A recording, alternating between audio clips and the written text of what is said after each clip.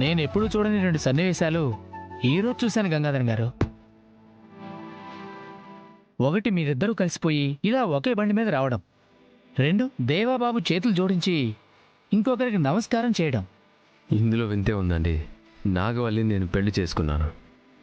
బావతో కలిసి ప్రయాణం చేయాల్సిన సందర్భాలు చాలానే ఉంటాయి. ఇక రెండోదంటారా, నమస్కారానికి ప్రతి నమస్కారం సంస్కారం కదా.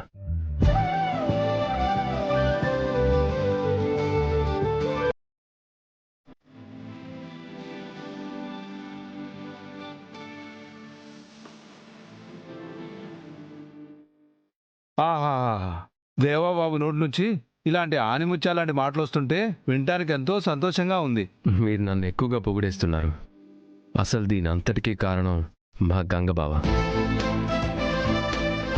ఆయన మంచితనమే నన్ను ఇలా మార్చింది. ఇందులో నా గొప్పతనం ఏముంది దేవా? నువ్వు మంచి మనసుతో ఆలోచించి పద్ధతులు మార్చుకున్నావు. దానివల్ల అందరూ ఎంత సంతోషంగా ఉన్నారో చూసావా? అదే ఆశ్చర్యంగా ఉంది గంగాధరం గారు. ఉప్పు నిప్పులా ఉండేవాళ్ళు పాలు నీళ్ళలా కలిసిపోయారు. ఇలా మీ 2 కుటుంబాలు కూడా కలిసిపోతే చూడ్డానికి ఎంత ముచ్చటగా ఉంటుంది. అది జరగదు రాముడు.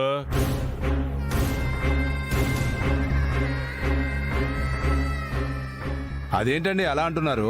ఇద్దరూ ఎంచక్కా ఒకరికొకరు భరోసా ఇచ్చుకుంటున్నారు. మీరొచ్చి కలిసిపోవడం జరగదంటున్నారేంటి? ఇప్పుడు నీ కొడుకు కోడలు నీ ఇంట్లో ఉండాలా, నీ కోడలు పుట్టింట్లో ఉండాలా?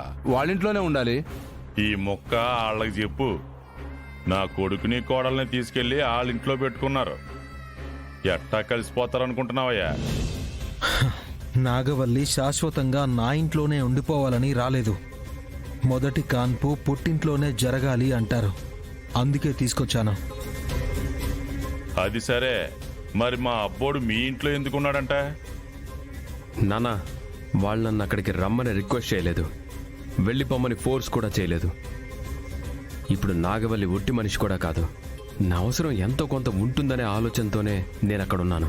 నువ్వు నోరు ముయ్యరా. పెళ్ళాం కొంగు పట్టుకుని తిరుగుతానని చెప్పడానికే నీకు సిగ్గాలేదు?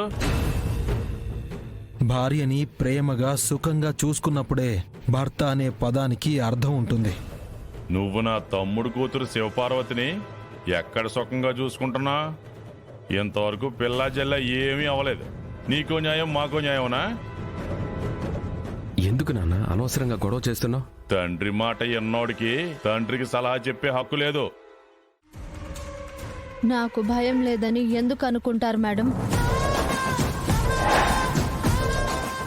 ఎప్పుడో ఒకసారి కాదు, ప్రతి క్షణం ప్రతి నిమిషం భయపడుతూనే ఉంటాను మేడం. 1 ఏడాది క్రితం నేను డ్యూటీలో చేరినప్పుడు నా ప్రాణాలైనా అర్పిస్తానని ప్రమాణం చేశాను మేడం. మీరు చెప్పిన తలుపు చప్పిళ్ళు ఫోన్లు రావచ్చు రాకపోవచ్చు, కానీ ఏదో ఒక రోజు మాత్రం నా చావు ఖచ్చితంగా వచ్చి తీరుతుంది మేడం.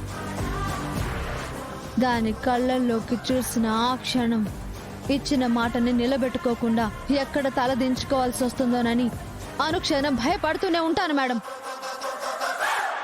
తప్పు చేసిన వాడి ఒంట్లో భయం ప్రతి నరంలో ఉంటుంది మేడం. నా భయం నా యూనిఫామ్ పనుల్లో ఉంటుంది మేడం.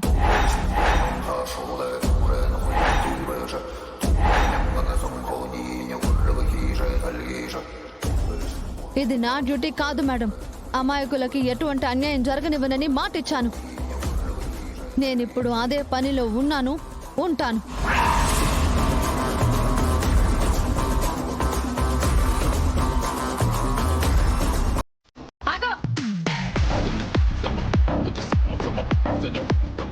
కానీ అది అన్ని చోట్ల పనికిరాదు శివ. నువ్వు చెప్పిన సూక్తులన్నీ ఆటో వెనకాల రాయడానికి బాగుంటాయి, కానీ నిజ జీవితంలో నిన్ను చాలా కష్టపెడతాయి. అందుకే చెప్తున్నాను, చెప్పిన పని చేయి. మేడం, మీరు యాటిట్యూడ్ అనుకోండి, పొగరు అనుకోండి, ఇంకేదైనా అనుకోండి, నా ఉద్యోగానికి విరుద్ధంగా నేనే పని చేయలేను. ఎంత పెద్దవాళ్ళైనా వాళ్ళు నన్ను చీల్చి చెండాడుతున్నా ఐ నెవర్ బెండ్ మేడం. ఇప్పుడే కాదు, ఈ ఊపిరి ఆగిపోయేంత వరకు. సినిమా డైలాగులు చెప్పకు శివ. త్వరగా పని పూర్తి చేస్తే ఇంకొక పనుంది. ఏంటా అని చూస్తున్నావా? హ, ఇల్లు తుడవాలి. అసలు నిన్ను తీసుకొచ్చింది ఎందుకో తెలుసా? ఈ పనులన్నీ నీతో చేయించడానికి.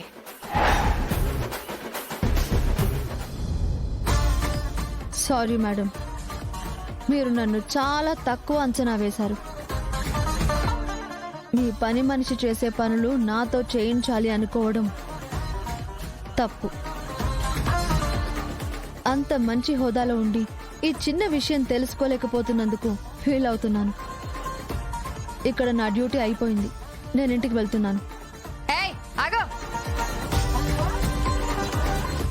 నీ పై ఆఫీసర్ని ఇంతలా చెప్తున్నా వినట్లేదు. ఏం చూసుకునే నీకింత పొగరం?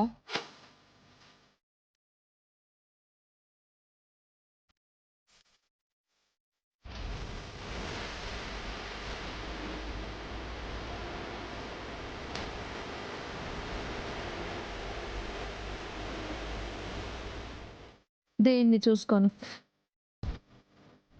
ఎప్పటికీ ఈ పొగరు తగ్గదు.